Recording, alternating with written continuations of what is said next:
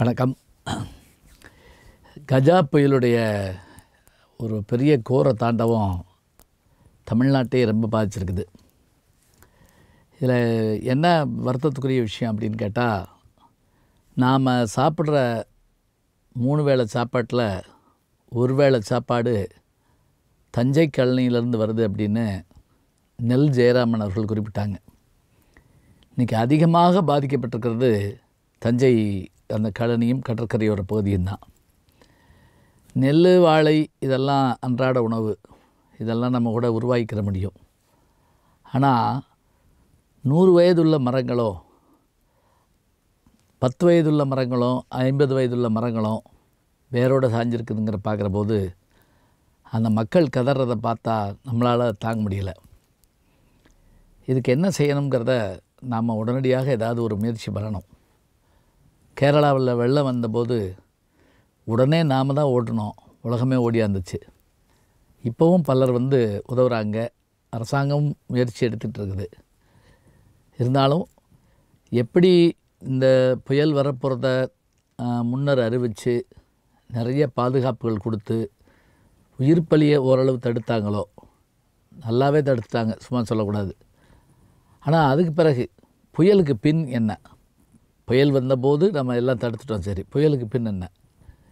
வீடு இழந்தவர்கள், உடைமை இழந்தவர்கள், உணவும் நீரும் இழந்து நிற்பவர்கள், இவர்களுக்கு இவருடைய கோபத்தையும் இவருடைய வருத்தத்தையும் நம்ம புறந்தள்ள முடியாது. இதுக்கான உதவிகளை நம்ம செய்கிறதுக்கு எல்லோரும் முயற்சி பண்ணணும். அதுக்கு என்ன தேவை அப்படின்னா, பணம் கொடுக்கலாம், எல்லாமே செய்யலாம். உடனடியாக எப்படி சென்னையில் ஏற்பட்ட உடனேயே அதற்கு ஒரு மாற்று மாதிரி எல்லாருமா சேர்ந்து முயற்சி பண்ணாங்களோ அந்த முயற்சி வரணும். இன்னும் சொல்லப்போனால் இராணுவங்களை இராணுவ வீரர்களை கொண்டு வந்தால் அவர்கள் இன்னும் விரைவாக இந்த மாதிரி இதுகளுக்கு செயல்படுவார்கள். இது நம்ம எதுக்காக இந்த யோசனை சொல்கிறோம் அப்படின்னா, நம்ம வீட்டில் ஒரு பாதிப்பு வந்தால் அந்த பாதிப்பை நிவாரணம் பண்ணுறதுக்கு என்ன பாடுபடுறோம். தீப்பிடிச்சிருச்சுன்னா ஓடி போய் அணைக்கிறதுக்கு எதையாவது கொண்டு வர்றோமே, அது மாதிரி இந்த நிலையில் அவர்களை பார்க்கணும். இந்த புயல் வந்த அன்னைக்கு 15ஆம் தேதி நான் திருவாரூரில் தாங்க இருக்கிறேன். மத்திய பல்கலைக்கழகத்துக்காக நான் பேசுகிறதுக்காக போயிருந்தேன். அது முடிச்சுட்டு 2-3 பள்ளியில் பேசுகிறதுக்கும் ஏற்பாடாக இருந்தது. அப்புறம் அந்த பள்ளி இதெல்லாம் கேன்சல் பண்ணிவிட்டு நீங்கள் உடனே புறப்பட்டுருங்க அப்படின்னாங்க.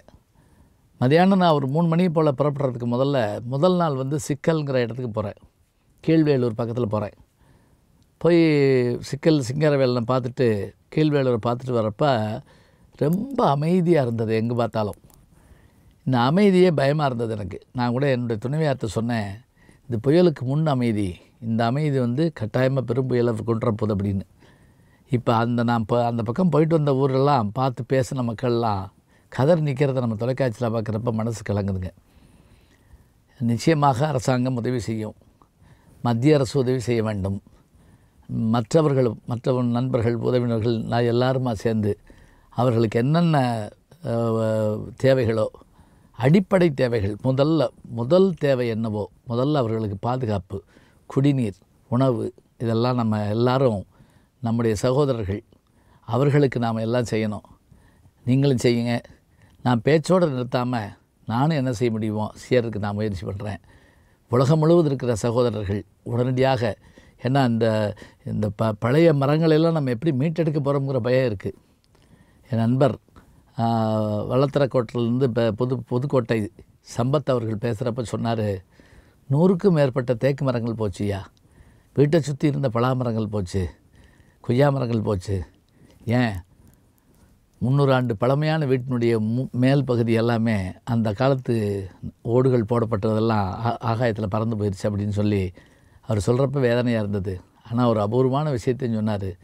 இது எல்லாத்துலேயும் தாங்கி நின்னது பனைமரம் தானாங்க. பனைமரம் மட்டும் ஒன்றுமே செய்ய முடியாத அளவுக்கு நிற்குதான். அதான் சேரர்கள் பனம்பூ மாலையை வச்சுருப்பாங்களோ அப்படின்னு அவர் அன்றைக்கி சொன்னது ரொம்ப ஆச்சரியமாக இருந்தது. அந்த வருத்தத்துலேயும் கூட ஒரு அபூர்வமான விஷயத்தை அவர் சொல்கிறாரு. ஏன்னா இதுதான் மண்ணின் மரம், ஞாபகம் வச்சுக்கோங்க. தென்னை மரம் இருக்கிற தென்னை மரம் வெளியிலேருந்து வந்ததும்பாங்க. மண்ணின் மரம் பனை மரம் தான். மரங்களை உருவாக்குவோம், மனிதர்களை காப்பாற்றுவோம். இதை ஒரு பாடமாக வச்சுக்கிடுவோம். அடுத்த முறை வர்றபோது புயலுக்கு முன் நாம் என்ன செய்தோம், புயலுக்கு பின் என்ன செய்ய வேண்டும் என்பதை நாம் நினைவு கொள்வோம். உச்சரிக்கும் உதடுகளை காட்டிலும் உதவும் கரங்கள் தான் எப்போதும் பயனை தருவன. அதற்கான முயற்சியில் ஈடுபடுவோம்.